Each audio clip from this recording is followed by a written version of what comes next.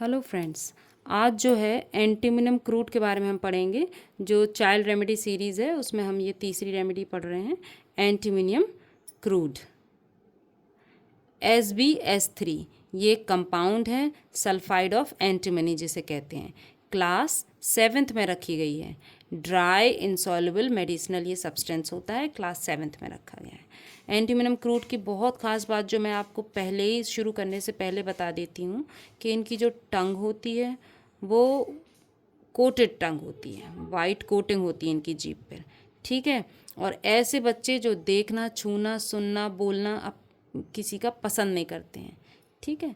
तो अब शुरू करते हैं। तो SbS3 sulphide of antimony, class 7th by dry insoluble medicinal substance होता है। For childrens and young people incline to grow fat, ऐसे बच्चे, ऐसे यंग बच्चे जो मोटे होते चले जा रहे हैं, फैट होते चले जा रहे हैं। ऐसा कैलकेरिया कार्ब में भी होते हैं, थुलथुली शरीर होता है इनका जैसा, ठीक है। बेजान होता है लेकिन थुलथुला होता है।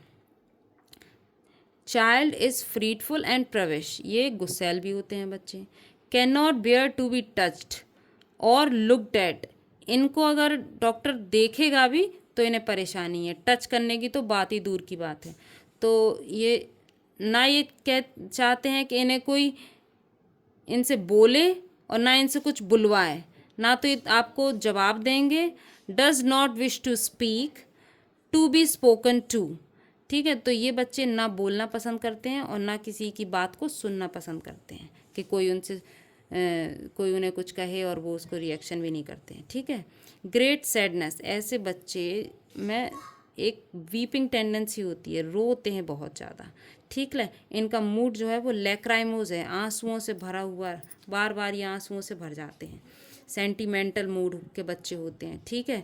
ये इनको bad effect of disappointed affection, यानी कि ऐसे बच्चे आपने देखे होंगे कि अगर इन्हें एक दिन के लिए भी घर से दूर रहना पड़ जाए, या मान लीजिए बच्चा नानी के यहाँ चला गया अपने घर से, तो दादी को मिस करेगा, फादर को मिस करेगा, तो बीमार पड़ जाते हैं। तो ऐसे बच्चे बहुत सुनने में आते हैं कि ये 2 दिन के लिए बाहर गया और ये सिक हो गया, बीमार हो गया। सेंसिटिव होते हैं क्योंकि ये बच्चे कोल्ड से भी होते हैं, है ना, और कोल्ड ठंडी चीज़ों से भी होते हैं, ठंड से भी होते हैं।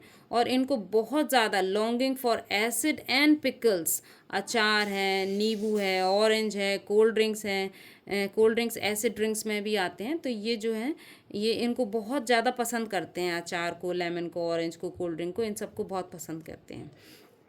Can not bear heat of sun, गर्मी इनको बर्दाश्त नहीं है, चाहे वो सन की हो, चाहे आग जल रही हो, चाहे वार्म वेदर हो, चाहे, तो इनको क्या हो जाता है, सनबर्न भी बहुत जल्दी हो जाता है। एंटीमिनियम क्रूड जो है सनबर्न की भी रेमेडी है, और मैं आपको बता दूं ये एक्ने की भी बहुत अच्छी मेडिसिन है। गर्मी की वजह से एक्ने होते हैं तो उसकी भी बहुत अच्छी मेडिसिन है। गर्मी से होने वाली सारी प्रॉब्लम्स में एंटीमिनियम क्रूड का हम इस्तेमाल किया जा सकता है, ठीक है। Aversion to cold bathing, cold bathing से बीमार हो जाते हैं। अगर बच्चों की बात छोड़े तो हम लड़कियों की बात करें, यंग लड़कियों का मेंसेस जो है, मेंसेस तक सप्रेस हो जाता है ठंडे पानी से नहाने के बाद, कि तो हम मेडिसिन क्या देंगे, एंटीमिनियम क्रूड, ठीक है। चाइल्ड जो है बहुत ज़्यादा रोता है, बहुत ज़्यादा रोता है जब इसको ठंडे पानी से नहलाया जाता है। इसके बाद इसमें हम मेडिसिन में और देखेंगे कि इनकी जो टंग होती है वो कोटेड टंग होती है, ये इसकी मेन बात है। जीआईटी की इनकी बहुत ज़्यादा कंप्लेंट्स होती हैं। GIT complaints from over eating की वजह से, ज़्यादा खाना खाने की वजह से ये बीमार हो जाते हैं। इनकी जीआईटी कैसी होती है, अपसेट हो जाती है, डिस्टर्ब हो जाती है।